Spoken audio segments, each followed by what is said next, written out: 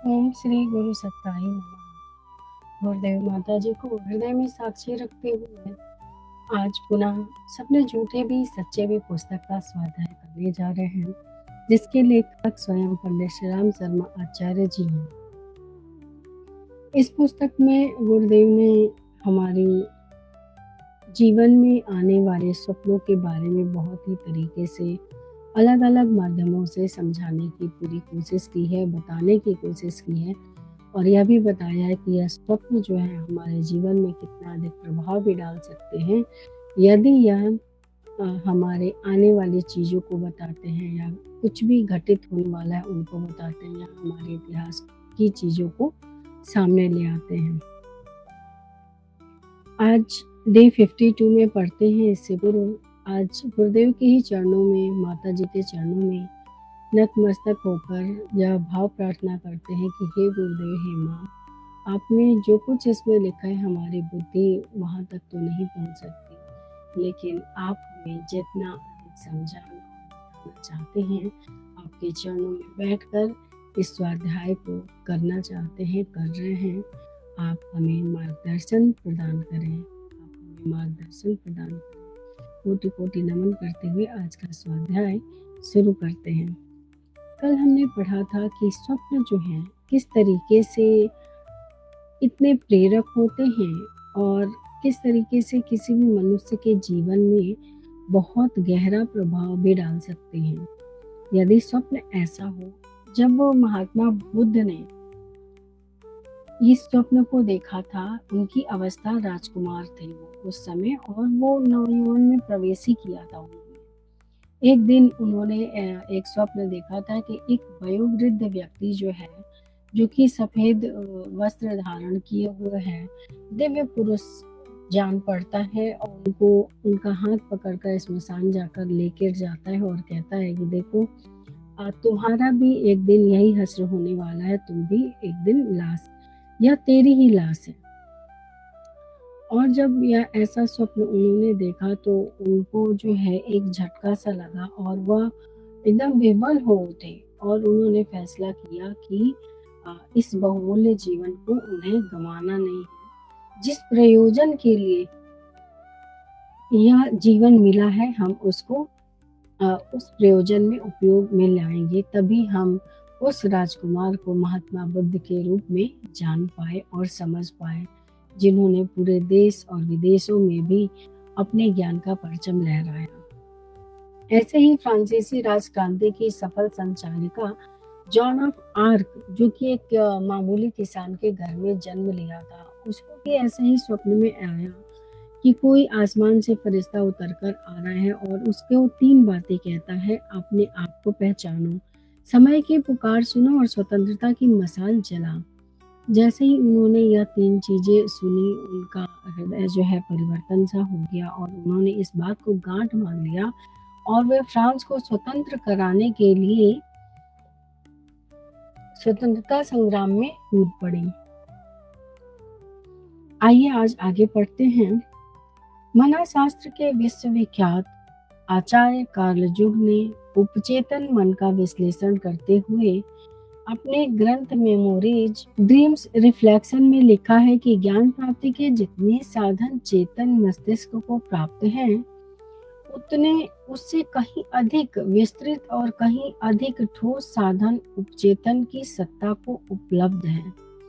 उपचेतन मन क्या होता है? जो कि हमारे मन का ही एक हिस्सा होता है, जो हमारे चेतन मन के नीचे काम करता है, जिसमें हमारे विचार, हमारे अनुभव, भावनाएं, जो चीज़ें संग्रहित होती हैं, या हमारी भावनाओं को प्रेरित करता है या हमारे जो है कर्मों को प्रेरित करता है और यह जो है सृजनात्मक चीज़ों को भी बढ़ावा दे सकता है।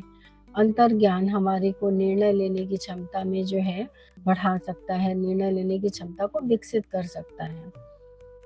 तो ऐसे हमारा उपचेतन मन काम करता है और इसी के बारे में यहाँ लिखा गया है। चेतन मस्तिष्क श्रव्य तथा अन्य इंद्रिय अनुभूतियों के आधार पर ज्ञान संग्रह करता है, पर उपचेतन के पास तो असीम साधन है। चेतन मन के पास जितनी बुद्धि दिखाई जितनी देती है, वह उतने अपने ज्ञान के ही आधार पर जो है वह सारी चीज़ों को करता है अपने जीवन में, वैसा ही ज्ञान वो संग्रह भी करता है। लेकिन अचेतन मन क्या है? अचेतन मन जो है वह विश्व ब्रह्मांड विश्वव्यापी जो है परमात्म चेतना का एक अंश है, तो वह तो बहुत अधिक बड़ा है और उसकी जो सीमा है बहुत अधिक बड़ी है। तो वह अपने केवल ज्ञान के आधार पे नहीं, उस सत्ता नियामक सत्ता के आधार पर बहुत कुछ करता है। वह ब्रह्मांड व्यापी शाश्वत चेतना के साथ संबंध होने के कारण अंतरिक्ष में प्रवाहित होते रहने वाले ऐसे संकेत कंपनों को पकड़ सकता है जिसमें विभिन्न स्तर की असीम जानकारियां भरी पड़ी हैं। मनोवैज्ञानी हेनफर मारस रॉबर्ट जैसे विद्वानों का कथन है कि स्वप्न मनुष्य के भौतिक जीवन की प्रतिछाया और प्रतिक्रिया मात्र होते हैं, पर अन्य विद्वान ऐसा नहीं मानते। अब हमने इतनी सारी घटनाओं के बारे में पढ़ा और देखा और समझा, तो उससे भी यह बात तो सिद्ध होती कि ऐसा नहीं है कि भौतिक जगत में जो सारी चीजें क्रिया प्रतिक्रिया कार्यकलाप करते हैं उसी की प्रतिछाया रूप आती है, ऐसा तो नहीं है। भविष्य वाली चीजें भी हमने देखी और जो हमारे इतिहास में घट चुका है, भूतकाल में घट चुका है, उससे भी जुड़ी चीजों को हमने देखा। फिक्ते का प्रतिपादन है कि अपने मानवीय मन की भीतरी परतों को सांकेतिक भाषा में उभार कर लाते हैं। उनके आधार पर यह जाना जा सकता है कि स्वप्नदर्शी को शारीरिक और मानसिक चेतना की किस स्थिति में निर्वाह करना पड़ रहा है। शपेल का कथन है कि सपने जागृत जीवन से आगे की प्रसुप्त भूमिका का रहस्य उद्घाटन करते हैं। बर्डे कहते हैं कि स्वप्नों को दैनिक जीवन की छाया मात्र कहकर उपहासास्पद नहीं समझ लिया जाना चाहिए। उनमें बहुत सी उपयोगी सूचनाएं सन्निहित होती हैं। अलग अलग वैज्ञानिकों के अलग अलग अपने मत हैं। किसी का मत है कि जो हमारे डेली जीवनचर्या में होता है उससे रिलेटेड स्वप्न आते हैं। किसी का है कि केवल इतना ही नहीं है, इससे आगे भी बहुत कुछ है। स्वप्न के भीतर ही भीतर पक रहे खिचड़ी के ऊपर तैरने वाले झाग या छिलके तैरते देखे जा सकते हैं। उनके सहारे यह जाना जा सकता है कि क्या अंतः चेतना की सीपी में कोई बहुमूल्य मोती विनिर्मित और परिपक्व होने जा रहा है। स्वप्नों को एक तरीके से ऐसा कह सकते हैं कि बहुत कुछ, जैसा कि हमने पढ़ा भी, बहुत कुछ वह भविष्य की बातों को बता सकता है, हमारे जो घटित होने वाली चीज़ों के बारे में बता सकता है, हमें नया ज्ञान प्राप्त करा सकता है, हमें जो है नई उन्नति प्राप्त करा सकता है, ऐसी बहुत सारी चीज़ें प्राप्त करा सकता है। तो यह जो है एक संकेत मात्र होता है स्वप्न, जिससे हम बहुत कुछ अपने जीवन के बारे में भी जान सकते हैं।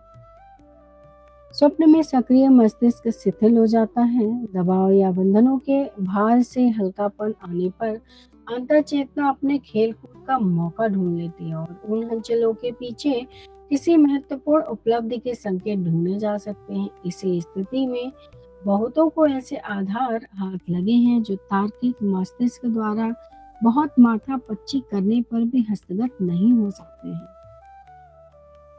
स्वप्न जब हम देखते हैं उस समय हमारा मस्तिष्क जो है पूरी तरीके से सोया तो नहीं रहता, लेकिन शिथिल हो जाता है और कुछ दबाव या बंधन या हल्कापन आने पर अंतःचेतना जो दबाव है सोते समय जब वो हल्का हो जाता है, जब मतलब कि लाइट फील करने लगता है मस्तिष्क हमारा, तब जो है अंतःचेतना में ऐसी कुछ चीजें आती हैं जो हमारे स्वप्न के माध्यम से हमें दिखाई देती हैं।